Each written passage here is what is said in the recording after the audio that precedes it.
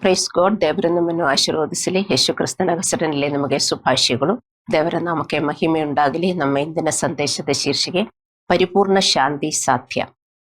ಯೆಶಾಯ 26:3 ನಾವು ಓದುತ್ತೇವೆ, ದೃಢ ಮನಸ್ಸುಳ್ಳವನನ್ನು ಪೂರ್ಣ ಸಮಾಧಾನದಲ್ಲಿ ನೆಲೆಗೊಳಿಸಿ ಕಾಯುವಿ, ಅವನಿಗೆ ನಿನ್ನಲ್ಲಿ ಭರವಸವಿದೆ. ಇದು ಪರಿಪೂರ್ಣ ಶಾಂತಿಯ ಬಗ್ಗೆ ಮಾತನಾಡುತ್ತದೆ. ಪರಿಪೂರ್ಣ ಶಾಂತಿಯ ಬಗ್ಗೆ ಯೋಚಿಸಿದಾಗ ನೀವೇನು ದೃಷ್ಟಿಗರಿಸುತ್ತೀರಿ? ಬೈಬಲ್ನ ಪರಿಪೂರ್ಣ ಶಾಂತಿ ತೊಂದರೆಗಳ ಅನುಪಸ್ಥಿತಿಯಲ್ಲ, ಇದು ಅಲೌಕಿಕ ಶಾಂತಿ. ಶಾಂತ ಆತ್ಮವಿಶ್ವಾಸ, ಮಾನಸಿಕ ವಿಶ್ರಾಂತಿಯ ವರ್ತನೆ ಮತ್ತು ದೇವರಲ್ಲಿ ಭರವಸೆಯ ದೃಷ್ಟಿಕೋನ. ಹೆಚ್ಚಾಗಿ ನಮ್ಮ ಮನಸ್ಸು ಸಾವಿರ ಸಂಕಟಗಳ ಸನ್ನಿವೇಶಗಳಲ್ಲಿ ಅಲೆದಾಡುತ್ತಿರುತ್ತದೆ. ಸ್ವಾಭಾವಿಕವಾಗಿ ಮನಸ್ಸಿನ ನಿರಂತರ ಶಾಂತಿಯನ್ನು ಅನುಭವಿಸುವುದು ಅಸಾಧ್ಯ. ಪರಿಪೂರ್ಣ ಶಾಂತಿಯ ಕಿಲಿಕಾಯಿ ದೃಢ ಮನಸ್ಸು, ದೇವರ ಮೇಲೆ ನಿಂತ ಮನಸ್ಸು. ದೇವರಲ್ಲಿ ದೃಢ ಮನಸ್ಸುಳ್ಳವರು ಅಂದರೆ ನಡೆಯುತ್ತಿರುವ ಪ್ರತಿಯೊಂದಕ್ಕೂ, ನಮ್ಮ ಕಷ್ಟಗಳಿಗೂ ಸಹ ನಿರಂತರವಾಗಿ ನಾವು ದೇವರನ್ನು ನಂಬುವುದು ಮತ್ತು ದೇವರ ಮಾರ್ಗದರ್ಶನ ಮತ್ತು ಶಕ್ತಿಗಾಗಿ ಆತನನ್ನು ಅವಲಂಬಿಸುವುದು. ದೃಢ ಮನಸ್ಸು ಅಂದರೆ ಅಚಲ, ನಿಷ್ಠಾವಂತ, ಬದ್ಧತೆ ಮತ್ತು ಸಮರ್ಪಿತ ಮನಸ್ಸು. ಇದು ದೇವರ ವಾಗ್ದಾನ. ನಾವು ದೇವರಲ್ಲಿ 100% ನಂಬಿಕೆ ಇಟ್ಟರೆ ಮತ್ತು ಆತನಲ್ಲಿ ದೃಢವಾದ ಮನಸ್ಸಿದ್ದರೆ ದೇವರು ಸ್ವತಃ ನಮ್ಮನ್ನು ಯಾವಾಗಲೂ ಪರಿಪೂರ್ಣ ಶಾಂತಿಯಿಂದ ಇಡುತ್ತಾರೆ. ದೇವರು ಸ್ವತಃ ನಮ್ಮನ್ನು ಪರಿಪೂರ್ಣ ಶಾಂತಿಯಿಂದ ಇಡುತ್ತಾರೆ. ಈ ಮನಸ್ಥಿತಿಯನ್ನು ನಾವು ಹೇಗೆ ಸಾಧಿಸಬೇಕು? ಇದಕ್ಕೆ ಉತ್ತರವು ಈ ವಾಕ್ಯದಲ್ಲಿಯೇ ಇದೆ. ಯೆಶಾಯ 26:3. ನಂಬಿಕೆ, 100% ನಂಬಿಕೆ. ಇದೇ ನಮಗೂ ಬೇಕಾಗಿರುವುದು. ನಮಗೆ ಶಾಂತಿ ಇಲ್ಲದಿದ್ದರೆ ದೇವರಲ್ಲಿ ನಂಬಿಕೆ ಇಲ್ಲ ಎಂದು ಅರ್ಥ. ಹಲ್ಲೆಲೂಯ. ನಮ್ಮ ಭಯ ಮತ್ತು ವೈಫಲ್ಯಗಳೊಂದಿಗೆ ದೇವರನ್ನು ನಂಬುವುದು. ಭಯದಲ್ಲೂ ನಾವು ದೇವರನ್ನು ನಂಬುವುದು, ಅನುಮಾನದಲ್ಲೂ ದೇವರಲ್ಲಿ ನಂಬುವುದು. ಇದೇ ದೃಢ ಮನಸ್ಸು. 100% ನಂಬಿಕೆ ದೇವರಲ್ಲಿ. ರೋಮ ಬರೆದವರಿಗೆ 8:22 ನಾವು ನಂಬಬೇಕು. ಈ ವಾಕ್ಯ ಹೇಳುತ್ತದೆ, ಆತನನ್ನು ಪ್ರೀತಿಸುವವರ ಹಿತಕ್ಕಾಗಿ ಎಲ್ಲ ಕಾರ್ಯಗಳು ಅನುಕೂಲವಾಗುತ್ತವೆ. ಎಲ್ಲವೂ ನಾವು ತೊಂದರೆಗಳನ್ನು ಎದುರಿಸಿದಾಗಲೂ ನಮ್ಮ ಒಳಿತಿಗಾಗಿಯೇ ಅದನ್ನು ಸಂಭವಿಸುವುದು ಅಲ್ಲ, ಅಂದರೆ ಅದರಿಂದ ನಮಗೆ ಒಳ್ಳೆಯದಾಗುತ್ತದೆ ಎಂದ ನಮಗೆ ನಂಬಿಕೆ ಇರಬೇಕು. ಹಲ್ಲೆಲೂಯ. ಮತ್ತು ಫಿಲಿಪ್ಪಿಯದವರಿಗೆ 2:14 ಹೇಳುವ ಪ್ರಕಾರ ಗೊಣಗಾಟ ಮತ್ತು ವಿವಾದವಿಲ್ಲದೆ ಎಲ್ಲವನ್ನು ನಾವು ಮಾಡಬೇಕು. ಅಂದರೆ ಎಲ್ಲ ಸಂದರ್ಭಗಳಲ್ಲಿಯೂ ಸವಾಲಾಗಿದ್ದರೂ ಸಹ ಸಕಾರಾತ್ಮಕ ಮತ್ತು ಸ್ವೀಕರಿಸುವ ಮನೋಭಾವವನ್ನು ಬೆಳೆಸಿಕೊಳ್ಳಬೇಕು. ಸ್ವೀಕರಿಸುವ ಮನೋಭಾವವನ್ನು. ಒಳ್ಳೆಯದು ಬಂದರೆ ನಾವು 4 ಕೈಗಳು ತೋರಿಸಿದವರೇ ತುಂಬಾ ಸಂತೋಷ ಅಂತ ನಾವು ಸ್ವೀಕರಿಸ್ತೇವೆ. ಆದರೆ ಕಷ್ಟ ಬಂದರೆ ನಮಗೆ ಅನುಮಾನ, ಭಯ ಬರ್ತದೆ. ಎಲ್ಲ ಚೆನ್ನಾಗಿ ಹೋಗಿದರೆ ನಮಗೆ ಅನುಮಾನನೇ ಇಲ್ಲ, ಅಲ್ಲವೇ? ನಾವು ಅದರಿಂದ ಇನ್ನು ಮುಂದೆ ನಾವು ಬೆಳೆಯಬೇಕು. ಹಲ್ಲೆಲೂಯ. ಅಂದರೆ ಎಲ್ಲ ಸಂದರ್ಭಗಳಲ್ಲೂ, ಅಂದರೆ ಸವಾಲಾಗಿದ್ದರೂ ಸಹ ಸಕಾರಾತ್ಮಕ ಮತ್ತು ಸ್ವೀಕರಿಸುವ ಮನೋಭಾವವನ್ನು ನಾವು ಬೆಳೆಸಿಕೊಳ್ಳಬೇಕು. ಮತ್ತು ವಿವಾದ ಮತ್ತು ವಾಗ್ವಾದ ಇಲ್ಲದೆ ಸರಿಯಾದದನ್ನು ಮಾಡುವುದನ್ನು ಮುಂದುವರಿಸಬೇಕು. ಇದು ನಂಬಿಕೆಯ ಜೀವನ. ನೋಡಿ, ಫಿಲಿಪ್ಪಿಯದವರಿಗೆ 2:14 ಹೇಳುತ್ತದೆ, ಎಲ್ಲವೂ ಗೊಣಗಾಟ ಮತ್ತು ವಿವಾದವಿಲ್ಲದೆ ನಾವು ಮಾಡಬೇಕು. ಸತ್ಯನಾ? ದೇವರಲ್ಲಿ ನಂಬಿಕೆ ಇದ್ದರೆ, ದೇವರಲ್ಲಿ ಪ್ರೀತಿ ಇದ್ದರೆ, ದೇವರನ್ನು ನಾವು ರೆಸ್ಪೆಕ್ಟ್ ಮಾಡಿದರೆ ನಾವು ಇದು ಪಾಲಿಸುತ್ತೇವೆ. ಇದೇ ದೃಢ ಮನಸ್ಸು. ದೇವರಲ್ಲಿ ದೃಢ ಮನಸ್ಸು ಅಂದರೆ ದೇವರ ವಾಕ್ಯಗಳು ಪಾಲಿಸುವುದಕ್ಕೆ ನಮಗೆ ದೃಢ ಮನಸ್ಸಿರಬೇಕು. ನಮ್ಮಲ್ಲಿ ಹೆಚ್ಚಿನವರು ನಮ್ಮ ಕುಟುಂಬದ ಸದಸ್ಯರ ಬಗ್ಗೆ ಭಯ ಮತ್ತು ಆತಂಕದಲ್ಲಿ ಇರ್ತೇವೆ. ಕುಟುಂಬದಲ್ಲಿ ಸಾಮರಸ್ಯವಿಲ್ಲ. ನಮ್ಮಲ್ಲಿ ಮತ್ತು ನಮ್ಮ ನಡುವೆ ತಪ್ಪು ತಿಳುವಳಿಕೆ, ಕಹಿ, ಶ್ರಮಸಾದಿರುವಿಕೆ, ಕೋಪ, ಅಸೂಯೆ, ಕೆಟ್ಟ ಭಾವನೆ, ಭಿನ್ನ ಅಭಿಪ್ರಾಯ ಇದೆಲ್ಲ ಇವೆ, ಅಲ್ಲವೇ? ನಮಗೆ ಕಾಯಿಲೆಗಳಿವೆ, ಆರ್ಥಿಕ ತೊಂದರೆಗಳಿವೆ, ಮತ್ತೆ ಶಾಂತಿಯಲ್ಲಿ ಇದೆ, ಅಲ್ಲವೇ? ಒಂದೊಂದು ದಿನ ನಾವು ನೋಡಿದರೆ ಆ ದಿನಗಳಿಗೆಲ್ಲ ಪ್ರಾಬ್ಲಮ್ ಇದೆ. ಪ್ರಾಬ್ಲಮ್ ಇಲ್ಲದೆ ಒಂದು ದಿನ ನಮಗಿದೆಯಾ? ಇಲ್ಲ. ಆದರೆ ದೇವರ ಏನು ಹೇಳ್ತಿರು? ದೇವರ ಕೈ ಬಿಟ್ಟಿದೆಯಾ? ಇಲ್ಲ. ನಾವು ಒಳ್ಳೆಯದನ್ನು ಮಾಡುತ್ತಾ ಹೋಗಬೇಕು. Righteousness according to the word of God ನಾವು ಮಾಡುತ್ತಾ ಹೋಗಬೇಕು. ಇದೇ ವಿಶ್ವಾಸ ಜೀವನ. ಹಲ್ಲೆಲೂಯಾ. ಪೂರ್ಣ ಶಾಂತಿ ಅಂದರೆ ನಿಮಗೆ ಕಷ್ಟದ ಸಮಯ ಬರುವುದಿಲ್ಲ ಎಂದಲ್ಲ. ಶಾಂತಿ ದೇವರ ಉಪಸ್ಥಿತಿ. ನಮ್ಮ ಮನಸ್ಸಿನಲ್ಲಿ ಯಾವಾಗಲೂ ಯುದ್ಧ ನಡೆಯುತ್ತಿರುತ್ತದೆ. ದೇವರ ಸತ್ಯವನ್ನು ನಮಗೆ ಗೊತ್ತು, ಆದರೆ ನಮ್ಮ ಮನಸ್ಸು ಎಲ್ಲಾ ರೀತಿಯ ಅಸತ್ಯಗಳಲ್ಲಿ ಅಲೆದಾಡುತ್ತದೆ, ಅಲ್ಲವೇ? ಆದರೆ ಯೆಶಾಯ 26:3 ಹೇಳುತ್ತದೆ, ದೃಢ ಮನಸ್ಸುಳ್ಳವನನ್ನು ಪೂರ್ಣ ಸಮಾಧಾನದಲ್ಲಿ ನೆಲೆಗೊಳಿಸಿ ಕಾಯುವಿ. ದೃಢ ಮನಸ್ಸುಳ್ಳವನನ್ನು ಅಂದರೆ you keep him in perfect peace whose mind is stayed on him. ಅಂದರೆ ದೇವರು ಸ್ವತಃ ಈ ಶಾಂತಿ ನಮಗೂ ಕೊಡುತ್ತಾರೆ ಅಂತ. ದೇವರಿಂದ ಈ ಶಾಂತಿ ನಮಗೆ ಸಿಗುತ್ತದೆ, ಸ್ವತಃ ನಮಗೆ ಸಿಗುತ್ತದೆ. ನೋಡಿ, ಈ ವಾಕ್ಯ ಏನು ಹೇಳುತ್ತಂತೆ, ದೃಢ ಮನಸ್ಸುಳ್ಳವನನ್ನು ಪೂರ್ಣ ಸಮಾಧಾನದಲ್ಲಿ ನೆಲೆಗೊಳಿಸಿ ಕಾಯುವಿ. You keep him in perfect peace. ಯಾರು? ದೇವರು. ಒಂದು ಕಷ್ಟ ಬಂದರೆ ನಮಗೆ ಸಮಾಧಾನ ಸಿಗುತ್ತದೆ. ಯಾಕೆ? ನಮಗೆ ದೃಢ ಮನಸ್ಸಿದೆ. Steadfast in mind. ಅಲದಾಡುವ ನಂಬಿಕೆ ಅಲ್ಲ. ಅರ್ಥ ಆಯ್ತಾ? ಏನೇ ಬಂದ್ರು ಐ ವಿಲ್ ಒಬೇ ಅಲ್ಲಿ. ನಾವೀಗ ಬಂದಿರುವುದು ದೇವರನ್ನು ಪಾಲಿಸಿ ಜೀವನ ಮಾಡುವುದಕ್ಕೆ, ಹೊಸ ಜೀವನ ಮಾಡುವುದಕ್ಕೆ ನಾವು ದೇವರಲ್ಲಿ ಬಂದಿದ್ದೇವೆ, ಅಲ್ಲವೇ? ಆ ಹೊಸ ಜೀವನ ಮಾಡುವುದಕ್ಕೆ ಯಾರಿಗೆ ತಯಾರಿಲ್ಲ ಅವರಿಗೆಲ್ಲ ಅನುಮಾನ ಬರುತ್ತದೆ, ಭಯದಲ್ಲಿ ಇನ್ನೂ ಭಯ ಬರುತ್ತದೆ. ಯಾಕೆಂದ್ರೆ ಭಯ ನಮಗೆ ತುಂಬಾ ಉಂಟಾಗುತ್ತದೆ. ಅದಕ್ಕೆ ದೇವರು ಹೇಳಿದ್ರು, ಭಯಪಡಬೇಡ ಅಂತ ದೇವರು ಹೇಳಿದ್ರು, ಅಲ್ಲವೇ? ಅಂದ್ರೆ ಭಯಪಡುವ ತುಂಬಾ ಸಂಗತಿಗಳು ಬರ್ತದೆ. ಆದರೆ ನಾವು ದೇವರ ಮೇಲೆ ನಂಬಿಕೆ ಇದ್ರೆ, ಆ ದೃಢವಾದ ನಂಬಿಕೆ ಇದ್ರೆ ನಮಗೆ ಶಾಂತಿ ಸಿಗುತ್ತದೆ. ಇದೇ ಈ ವಾಕ್ಯದ ಅರ್ಥ. ದೃಢ ಮನಸ್ಸುಳ್ಳವನನ್ನು ಪೂರ್ಣ ಸಮಾಧಾನದಲ್ಲಿ ನೆಲೆಗೊಳಿಸಿ ಕಾಯುವಿ. ದೇವರು ಸ್ವತಃ ಇದು ಮಾಡುತ್ತಾರೆ, ನಮಗೆ ಶಾಂತಿಯನ್ನು ಕೊಡ್ತಾರೆ. ಯಾಕೆ? ನಮ್ಮ ಮನಸ್ಸು ದೃಢವಾಗಿದೆ. Whatever comes I will obey and live. I don't waver. ವಿಶ್ವಾಸಿಗಳು ಹಳೆ ಜೀವನ ಬಿಡಲಿಲ್ಲ, ಇನ್ನು ಅದು ಇಟ್ಕೊಂಡಿದ್ರೆ ಅದಕ್ಕೆ ಅವರಿಗೆ ಶಾಂತಿ ಸಿಗಕ್ಕೆ ತುಂಬಾ ಕಷ್ಟ ಆಗುವುದು. ನಮ್ಮ ಮನಸ್ಸು ಸಮಸ್ಯೆಗಳು ಮತ್ತು ನೋವುಗಳ ಮೇಲೆ ಕೇಂದ್ರೀಕರಿಸಿದಾಗ ನಾವು ಪರಿಪೂರ್ಣ ಶಾಂತಿಯನ್ನು ಹೊಂದುತ್ತೇವೆ ಎಂದು ಈ ವಾಕ್ಯ ಹೇಳುತ್ತಿಲ್ಲ. ದೇವರಲ್ಲಿ ನಮ್ಮ ನಂಬಿಕೆ ದೇವರಲ್ಲಿ ಇದ್ದಾಗ, ನಮ್ಮ ಮನಸ್ಸು ದೇವರಲ್ಲಿ ಇದ್ದಾಗ ನಮಗೆ ಶಾಂತಿ ಇದೆ. ಆದರೆ ನಾವು ಯಾವಾಗಲೂ ಯೋಚಿಸೋದು ನಮ್ಮ ಸಮಸ್ಯೆಗಳಲ್ಲಿ, ನಮ್ಮ ಮನಸ್ಸಿರೋದು ಆ ನೋವಿನಲ್ಲಿ, ಆ ಭಯದಲ್ಲಿ, ನಮ್ಮ ಸಮಸ್ಯೆಗಳಲ್ಲಿ. ಅದಕ್ಕೆ ನಮಗೆ ಸಮಾಧಾನ ಇರುವುದಿಲ್ಲ. ನಮ್ಮ ಮನಸ್ಸು ನಕಾರಾತ್ಮಕ ಆಲೋಚನೆಗಳಿಗೆ ಬಂದಾಗ ಆ ಆಲೋಚನೆಗಳನ್ನು ದೇವರ ವಾಕ್ಯಗಳಿಗೆ ಬದಲಾಯಿಸಲು ನಾವು ಗಮನಾರ್ಹವಾಗಿರಬೇಕು. ನಮ್ಗೆ ಅರ್ಥವಾಗ್ತಾ ಇದೆಯಾ? ಮನಸ್ಸು ದೇವರು ನಮಗೆ ನೀಡಿದ ಒಂದು ದೊಡ್ಡ ಕೊಡುಗೆಯಾಗಿದೆ. ನಮ್ಮ ಸ್ವಂತ ಮನಸ್ಸು ನಮ್ಮನ್ನು ಆಶೀರ್ವದಿಸಬಹುದು ಅಥವಾ ನಮ್ಮನ್ನು ಶಪಿಸಬಹುದು.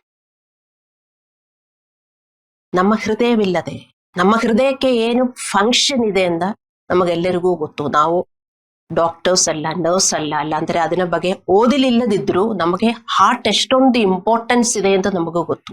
ಹಾರ್ಟ್ ಅನ್ನು ನಾವು ಕಾಪಾಡುತ್ತೇವೆ. ಏನಾದರೂ ಹಾರ್ಟಿಗಾದರೆ ಇಮ್ಮಿಡಿಯೇಟ್ಲಿ ನಾವು ಡಾಕ್ಟರ್ ಹತ್ರ ಹೋಗ್ತೇವೆ. ಅದೇ ತರ ಆತ್ಮೀಯ ಹಾರ್ಟು ಮನಸ್ಸು, ನಮ್ಮ ಮನಸ್ಸನ್ನು ನಾವು ಕಾಪಾಡಬೇಕು.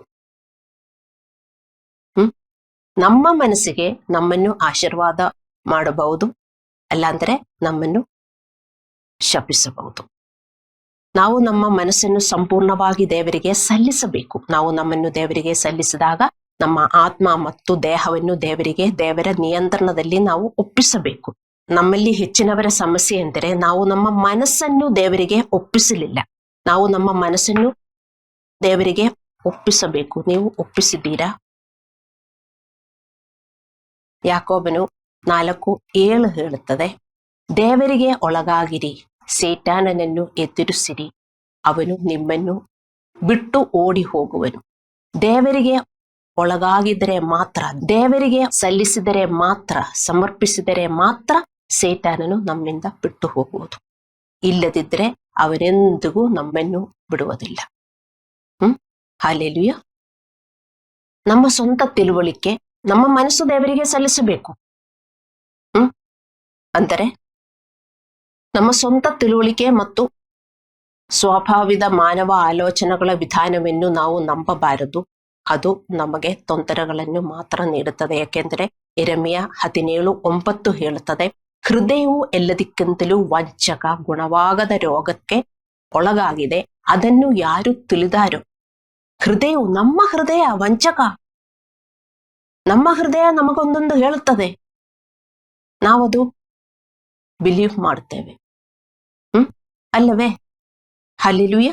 ನಮ್ಮ ಹೃದಯಗಳು ನಮ್ಮನ್ನು ಮೋಸಗೊಳಿಸುತ್ತವೆ ಮತ್ತು ನಮಗೆ ಸಮಸ್ಯೆಗಳನ್ನು ತರುತ್ತದೆ. ಸೊ ಅದಕ್ಕೆ ಈ ಬಗ್ಗೆ ನಾವು ಸ್ಪಷ್ಟವಾಗಿರಬೇಕು. ನಮ್ಮ ಹೃದಯಗಳನ್ನು ಅನುಸರಿಸಿ ಬದುಕು ಎಂದು ಈ ಜಗತ್ತು ಹೇಳುತ್ತದೆ. ಆದರೆ ನಮ್ಮ ಹೃದಯಗಳು ಮೋಸದಿಂದ ಕೂಡಿದೆ ಎಂದು ಬೈಬಲ್ ಹೇಳುತ್ತದೆ. ನಿಮ್ಮ ಹೃದಯಗಳು ಪಾಪಪೂರ್ಣ, ಹೆಮ್ಮೆ ಮತ್ತು ಸ್ವಾರ್ಥಿ ಅಲ್ಲವೇ? ನಮ್ಮ ಹೃದಯ ಪಾಪಪೂರ್ಣ, ಹೆಮ್ಮೆ, ಸ್ವಾರ್ಥಿ, ಏನೇನು ಪಾಪಗಳಿದೆ ಅದರಿಂದ ನಾವು ಯೋಚಿಸುತ್ತೇವೆ. ಅದಕ್ಕೆ ಬೈಬಲ್ ಹೇಳುವುದು, ಹೃದಯವು ಎಲ್ಲದಕ್ಕಿಂತ ವಂಚಕ, ಗುಣವಾಗದ ರೋಗಕ್ಕೆ ಒಳಗಾಗಿದೆ, ಅದನ್ನು ಯಾರು ತಿಳಿದಾರೋ. ನಿಮಗೇ ಗೊತ್ತಿಲ್ಲ, ನೀವು ತಿಳ್ಕೊಳ್ತೀರಿ ನಿಮ್ಮ ಹೃದಯ ಹೇಳುವುದೆಲ್ಲ ಕರೆಕ್ಟ್ ಅಂದೆ. ಅದಕ್ಕೆ ನಮ್ಮ ಹೃದಯ ಹೇಳುವುದು ದೇವರ ವಾಕ್ಯದಿಂದ ಆಪೋಸಿಟ್ ಆಗಿದ್ರೆ ನಾವು ಬಿಲೀವ್ ಮಾಡಬಾರದು, ನಂಬಬಾರದು. ದೇವರ ವಾಕ್ಯ ಏನು ಹೇಳುತ್ತದೋ ಅದೇ ನಾವು ನಂಬಬೇಕು. ಆದ್ದರಿಂದ 2 ಕೊರಿಂಥದವರಿಗೆ 10:5 ಹೇಳುವ ಪ್ರಕಾರ, ನಮ್ಮ ಬುದ್ಧಿವಂತಿಕೆಯ ಪ್ರಕಾರ ನಮ್ಮ ಪ್ರತಿಯೊಂದು ಆಲೋಚನೆಗಳನ್ನು ನಾವು ಸೆರೆ ಹಿಡಿಯಬೇಕು ಮತ್ತು ಅದು ಬಿಟ್ಟು ಬಿಡಬೇಕು ಮತ್ತು ಕ್ರಿಸ್ತನಿಗೆ ನಾವು ವಿಧೇಯರಾಗಬೇಕು. ಈ ಅಭ್ಯಾಸ ಎಲ್ಲ ನಾವು ಮಾಡಬೇಕು. ಹಲ್ಲೆಲೂಯಾ. ನಾವು ನಮ್ಮ ಹೃದಯಗಳನ್ನು ಅನುಸರಿಸಿದರೆ ನಾವು ಹೆಚ್ಚು ಕಟ್ಟದನ್ನು ಎದುರಿಸಬೇಕಾಗುತ್ತದೆ. ನಾವು ದೇವರ ವಾಕ್ಯಗಳನ್ನು ಕುರುಡಾಗಿ ನಂಬಬೇಕು ಮತ್ತು ಪಾಲಿಸಬೇಕು. ಇದನ್ನು ದೇವರಲ್ಲಿ ನಂಬಿಕೆ ಎಂದು ಕರೆಯಲಾಗುತ್ತದೆ. ನಮ್ಮ ಹೃದಯ ಹೇಳ್ತದೆ, ಅದು ಪಾಲಿಸಲಿಲ್ಲ ಅಂದರೂ ಪರವಾಗಿಲ್ಲ, ಇದು ಪಾಲಿಸಲಿಲ್ಲ ಅಂದರೂ ಪರವಾಗಿಲ್ಲ. ಅದಕ್ಕೆ ನಾವು ಕುರುಡಾಗಿ ನಂಬಬೇಕು, ಅದರ ಪ್ರಕಾರ ನಾವು ಪಾಲಿಸಬೇಕು. ಹಲ್ಲೆಲೂಯಾ. ಆದರೆ ನೀವು ಇದಕ್ಕೆ ಸಿದ್ಧರಿಲ್ಲದಿದ್ದರೆ, ನಿಮ್ಮ ತಿಳುವಳಿಕೆಗೆ ಅನುಗುಣವಾಗಿ ಯೋಚಿಸುವುದನ್ನು ಮುಂದುವರಿಸಿದರೆ ನೀವು ದೇವರ ಕರುಣೆಯನ್ನು ಕಳೆದುಕೊಳ್ಳುತ್ತೀರಿ. ನಾವು ಈ ಲೋಕದ ಪ್ರಕಾರ ಅಲ್ಲಾಂದ್ರೆ ನಮ್ಮ ಪರ್ಸನಾಲಿಟಿಯ ಪ್ರಕಾರ ನಾವು ಯೋಚಿಸುತ್ತಾ ಇದ್ದರೆ, ಆದರೆ ದೇವ್ರಿಗೆ ಹೇಳುವುದು ಬೇರೆ.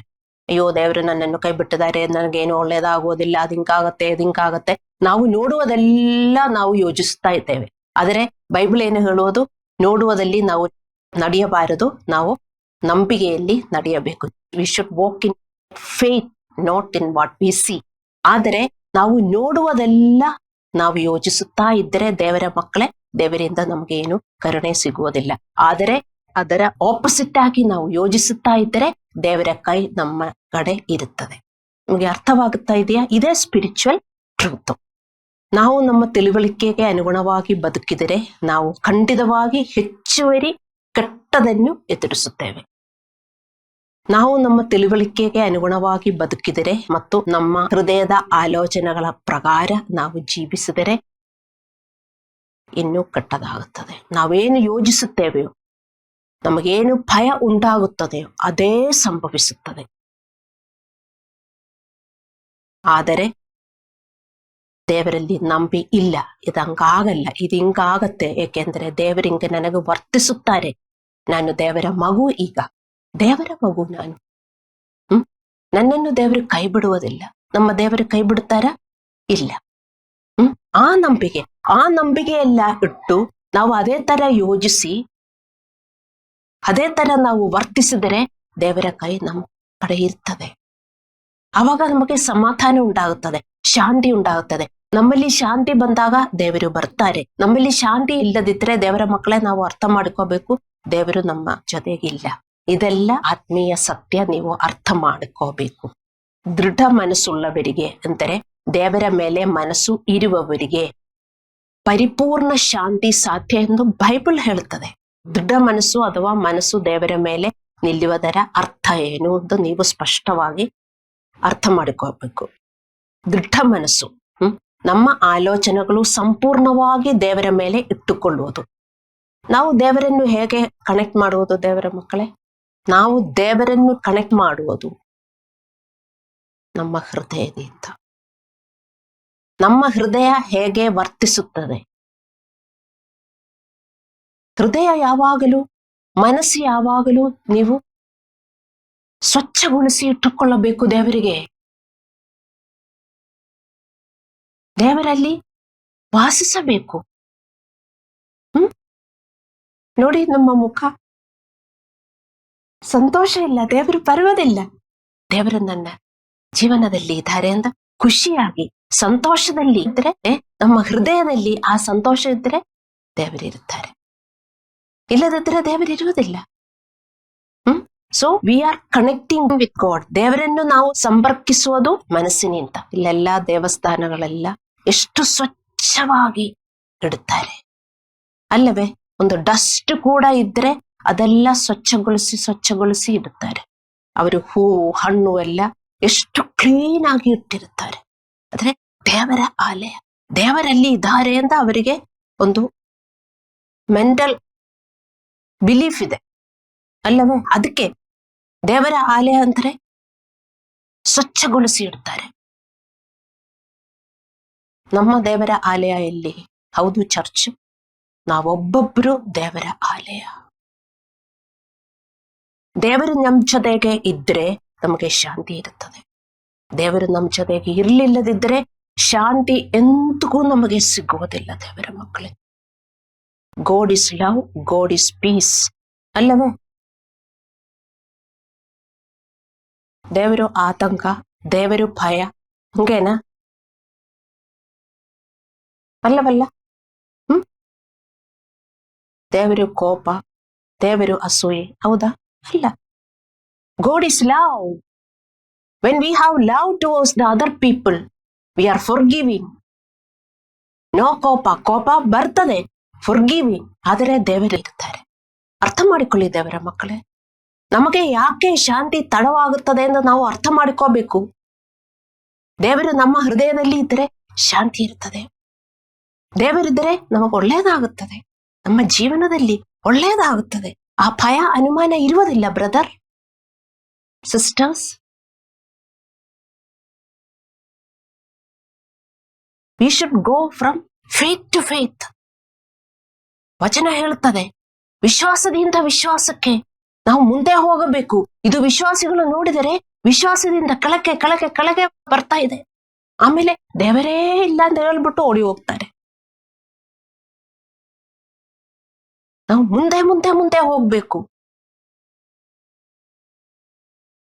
What is the source? ಮನಸ್ಸು. ದೃಢ ಮನಸ್ಸುಳ್ಳವರಿಗೆ ಪರಿಪೂರ್ಣ ಶಾಂತಿ. ದೇವರಲ್ಲಿ ದೃಢ ಮನಸ್ಸು. ಬೈಬಲ್ ಓದಬೇಕು, ಅದನ್ ಪ್ರಕಾರ ಜೀವನ ಮಾಡುವುದಕ್ಕೆ ನೀವು ತಯಾರಾಗಿರಬೇಕು. ಹಲ್ಲೆಲೂಯಾ. ಸೊ ನಮ್ಮ ಆಲೋಚನೆಗಳು ಸಂಪೂರ್ಣವಾಗಿ ದೇವರ ಮೇಲೆ ಇಟ್ಟುಕೊಳ್ಳುವುದು. ದೃಢ ಮನಸ್ಸು ಅಂದರೆ ನಾನೀಗ ದೃಢ ಮನಸ್ಸು ಏನಂತ ಎಕ್ಸ್ಪ್ಲೈನ್ ಮಾಡ್ತಾ ಇದ್ದೀನಿ. ದೃಢ ಮನಸ್ಸುಳ್ಳವರಿಗೆ ಪರಿಪೂರ್ಣ ಸಮಾಧಾನ. ದೃಢ ಮನಸ್ಸುಳ್ಳವರಿಗೆ ದೇವರು ಸ್ವತಃ ಸಮಾಧಾನ ಕೊಡ್ತಾರೆ ಅಂತ ಅದಲ್ವಾ ನಾವು ಈಗ ಓದಿರುವುದು ಯೆಶಾಯ 26:3. ನಮ್ಮ ಆಲೋಚನೆಗಳು ಸಂಪೂರ್ಣವಾಗಿ ದೇವರ ಮೇಲೆ ಇಟ್ಟುಕೊಳ್ಳಬೇಕು ಮತ್ತು ಆತನ ಮಾರ್ಗದರ್ಶನ ಮತ್ತು ಬುದ್ಧಿವಂತಿಕೆಯ ಮೇಲೆ ಸಂಪೂರ್ಣವಾಗಿ ಅವಲಂಬಿತರಾಗಿರಬೇಕು.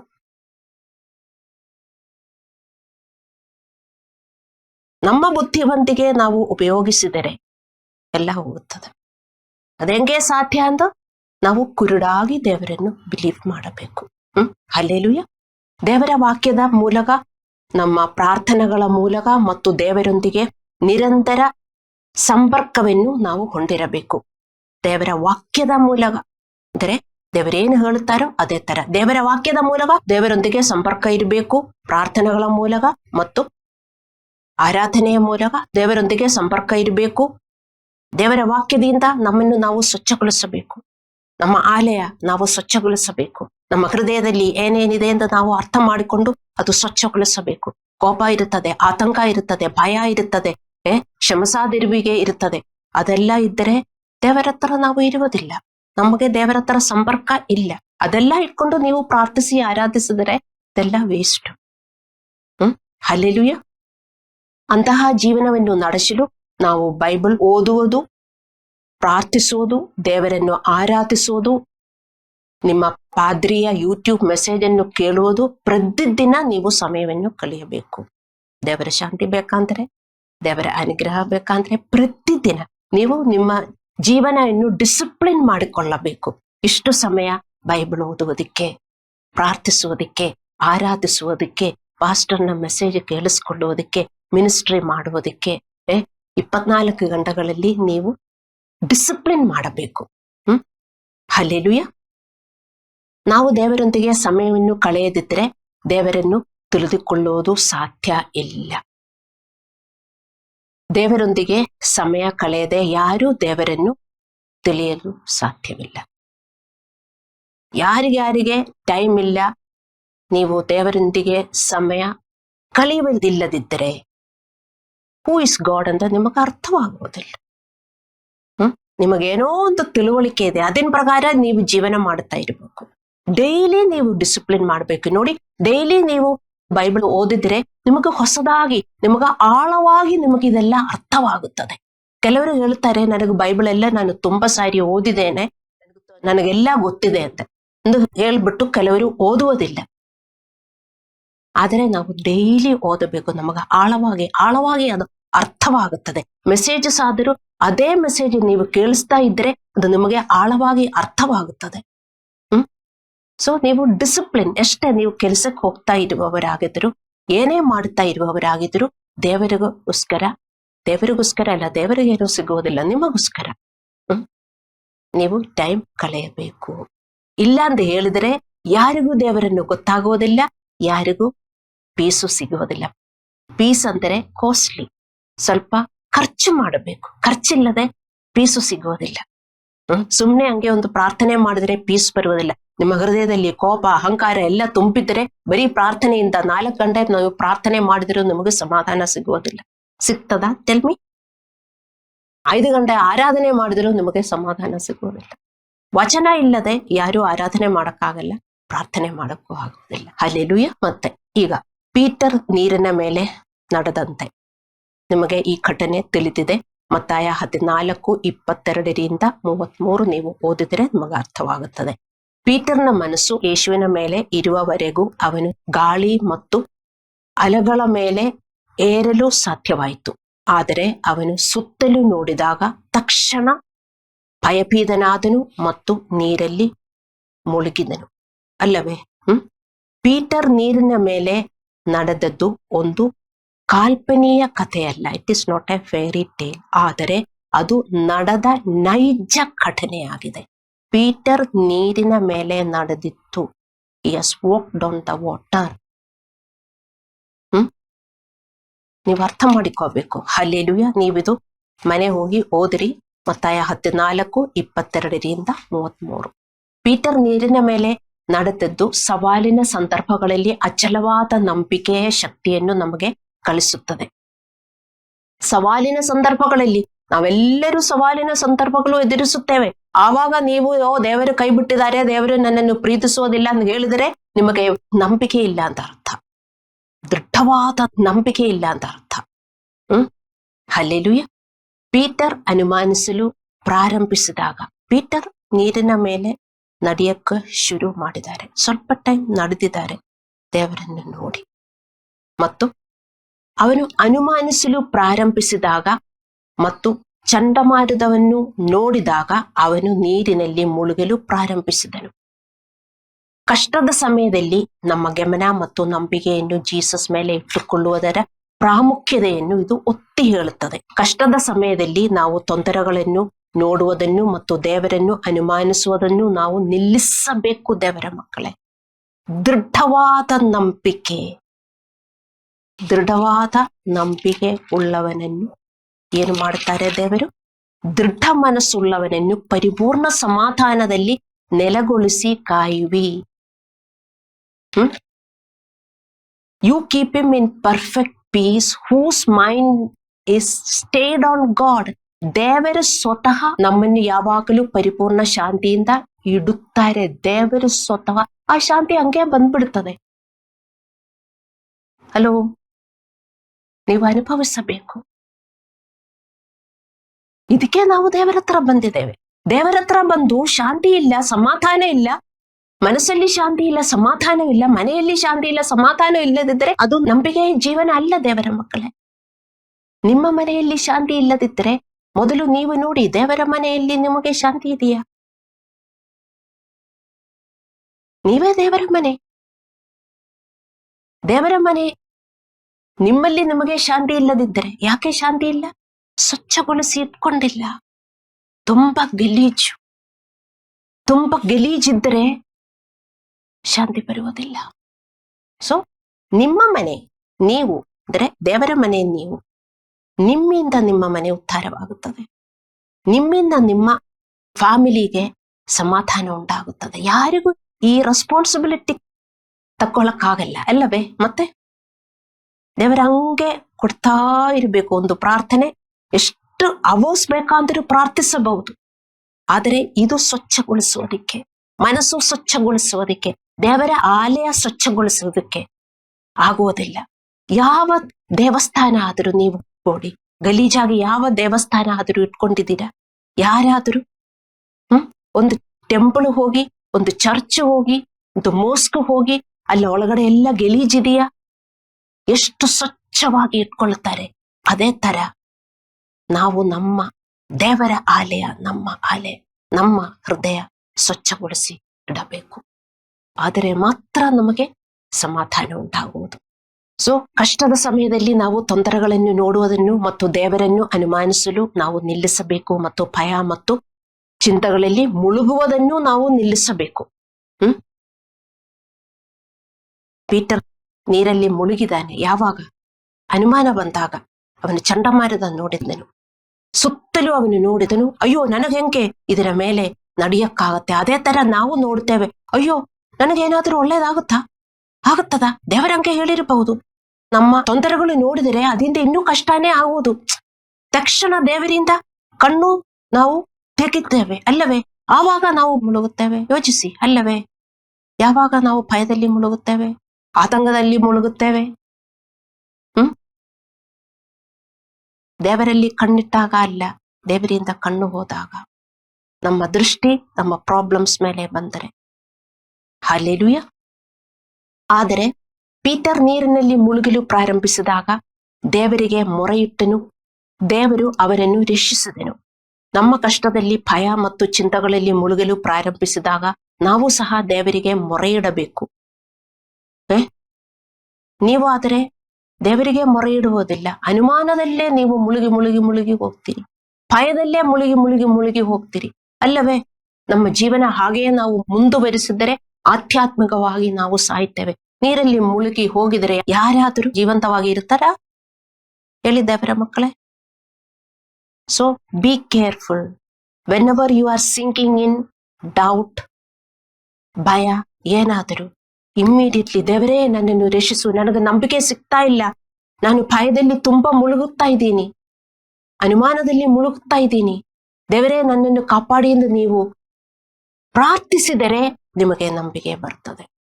ಪ್ರಾರ್ಥಿಸುವುದಿಲ್ಲ, ಇನ್ನೂ ಕೆಟ್ಟದಾಗಿ ನಾವು ಯೋಚನೆ ಮಾಡಿ ನಕಾರಾತ್ಮಕವಾಗಿ ಯೋಚನೆ ಮಾಡಿ ಹೋಗ್ತೇವೆ ಅಲ್ಲವೇ? ಅವಾಗ ನಾವು ಪ್ರಾರ್ಥಿಸುತ್ತೇವಾ? ಇಲ್ಲ. ನಾವು ಆ ಭಯದಲ್ಲಿ, ಅನುಮಾನದಲ್ಲಿ ಬಿಡುಗಡೆಗೋಸ್ಕರ ನಾವು ಪ್ರಾರ್ಥಿಸುತ್ತೇವೆ. ಈ ಅನುಮಾನದಿಂದ, ಈ ಭಯದಿಂದ ನನ್ನನ್ನು ರಕ್ಷಿಸುವನ್ನು ನಾವು ಪ್ರಾರ್ಥಿಸುತ್ತೇವಾ ದೇವರ ಮಕ್ಕಳೇ? ಅರ್ಥ ಮಾಡಿಕೊಳ್ಳಿ. ಸ್ಪಿರಿಚುವಲ್ ನಾಲೆಡ್ಜ್, ಬುದ್ಧಿವಂತಿಕೆ ನಮಗೆ ಇರಬೇಕು. ಹೃದಯದಲ್ಲಿ ಪೀಸ್ ಇಲ್ಲದೆ ನಾವು ದೇವರೇ ನನ್ನನ್ನು ರಕ್ಷಿಸು ನಾವು ಹೇಳಿದರೆ, ಸೊ ವೆನ್ಎವರ್ ಯಾವಾಗ ನಾವು ಭಯದಲ್ಲಿ ಅನುಮಾನದಲ್ಲಿ ಮುಳುಗುವಾಗ ನಾವು ಮೊರೆ ಇಡಬೇಕು. ದೇವರು ನಮ್ಮನ್ನು ರಕ್ಷಿಸುತ್ತಾನೆ.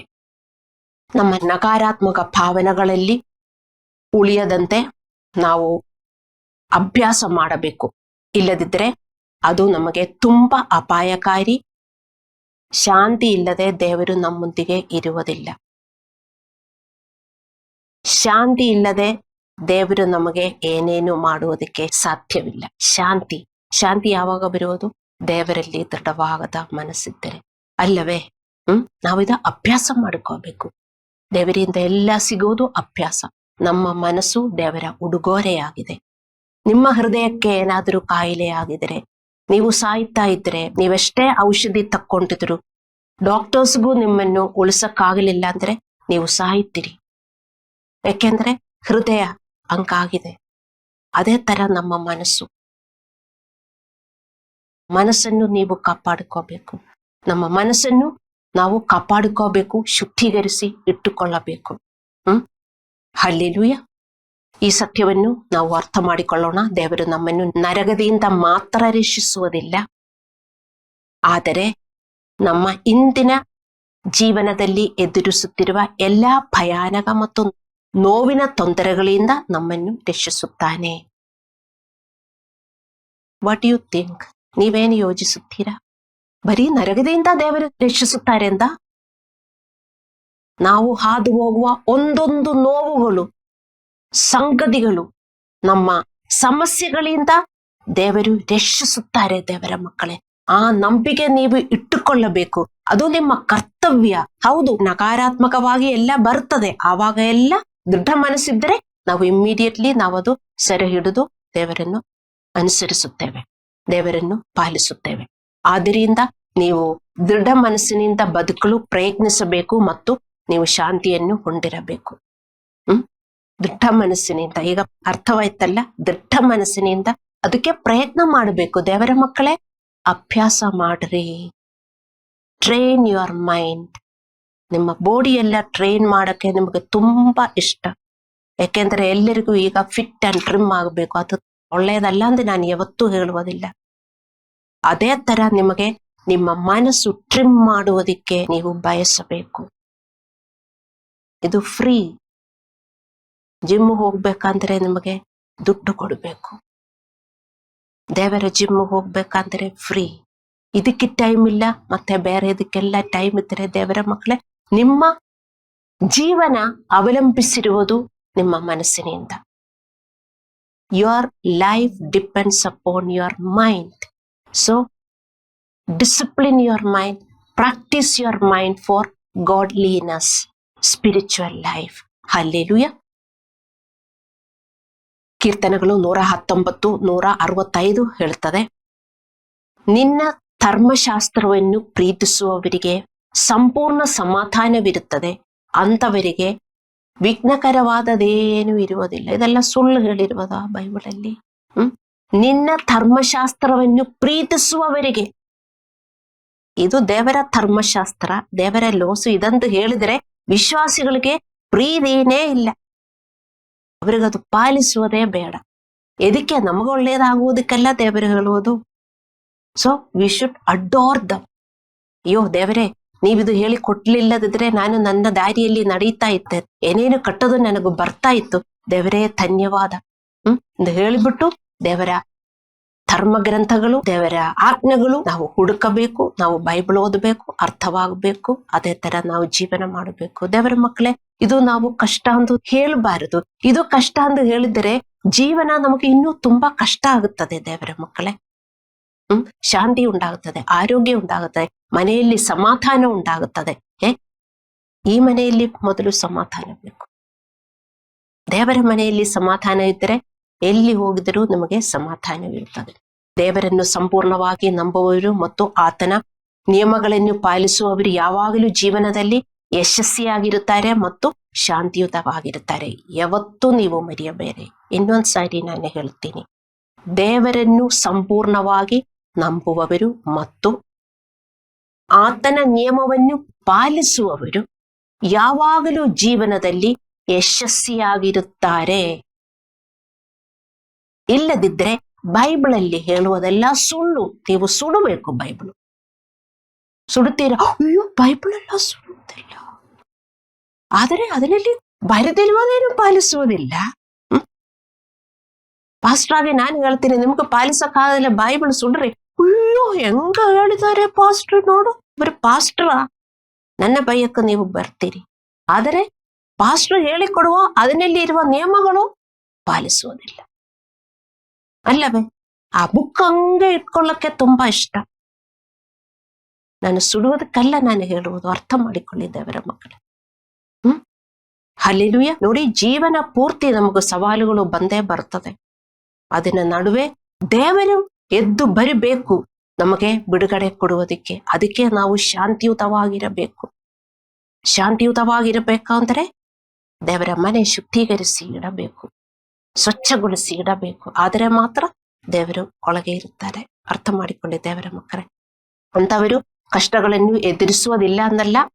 ದೇವರ ನಿಯಮಗಳನ್ನು ಪಾಲಿಸುವವರು ಯಶಸ್ವಿಯಾಗಿರ್ತಾರೆ. ಅವರು ಕಷ್ಟಗಳನ್ನು ಎದುರಿಸುವುದು ಇಲ್ಲ ಅಂದಲ್ಲ, ಆದರೆ ಕಷ್ಟಗಳನ್ನು ಎದುರಿಸಲು ಮತ್ತು ಅದರಿಂದ ಅವರನ್ನು ಹೊರತರಲು ದೇವರ ಕೈ ಅವರ ಒಂದಿಗೆ ಯಾವಾಗಲೂ ಇರುತ್ತಾರೆ. ಅರ್ಥ ಮಾಡಿಕೊಳ್ಳಿ, ಇದೇ ದೇವರು. ದೇವರಲ್ಲಿ ಯಾರಿಗೂ ಅನುಮಾನ ಉಂಟಾಗಬಾರದು. ದೇವರು ಹೇಳುವ ಎಲ್ಲ ಪ್ರಾಮಿಸಸ್ಸು ಎಸ್ ಅಂಡ್ ಆಮೆನ್. ಮತ್ತೆ ನೀವು ಪಾಲಿಸುವುದಕ್ಕೆ ತಯಾರಾಗಿರಬೇಕು. ನಾವು ಕಣ್ಣುಗಳನ್ನು ಮುಚ್ಚಿ ಪ್ರಾರ್ಥನೆ ಮಾಡೋಣ.